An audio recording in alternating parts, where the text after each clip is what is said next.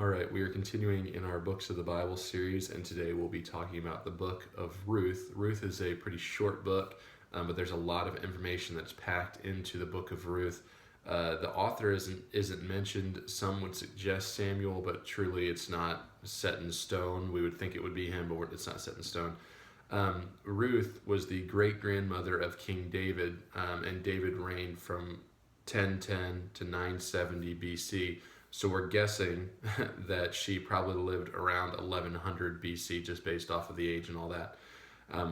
What's the key theme of Ruth? The key theme of Ruth is that there's a loyal daughter-in-law who's going to picture God's faithfulness, love, and care. And then even later on in the passage, we'll see how Christ is pictured through the kinsman redeemer. So here's what happens in Ruth. Ruth is a Gentile woman who marries into a Jewish family. When all of the males of that family die, she and another sister-in-law of hers are then free to go because there is no other male in the family for them to marry. But Ruth decides to stay, showing loyalty to her mother-in-law Naomi and scavenging food to keep both of them alive. As Ruth kind of gleans and takes some barley from a nearby field which belongs to Boaz, he meets her and orders his workers to watch over her and make sure that she has enough. Naomi finally recognizes that Boaz is her late husband's relative, her husband who's passed away, and encourages Ruth to pursue Boaz as the kinsman redeemer, which is one who weds a relative's widow to continue a family line.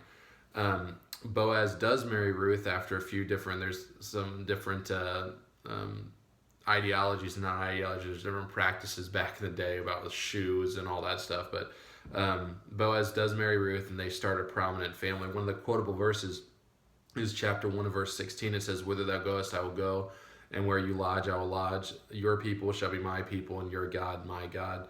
That's Esther speaking to Naomi. Some unusual things about Ruth. Ruth was from the pagan land of Moab. She married a Jewish man, like we talked about, and became the great-grandmother of Israel's greatest king, David.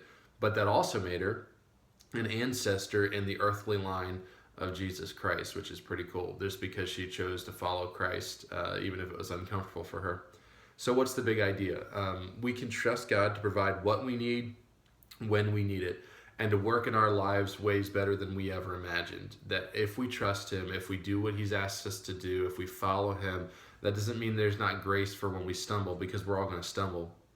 But we do our best in following the Lord, loving Him more, and if we do that, God will always provide what we need when we need it. It may not be on the timing we would like, but it's always there for us when we need it.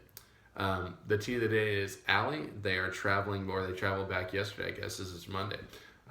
So just pray for her this week as school picks back up, and as she's looking forward to finishing her senior year, that you would just pray that she would have a good rest of the year. Have a good day.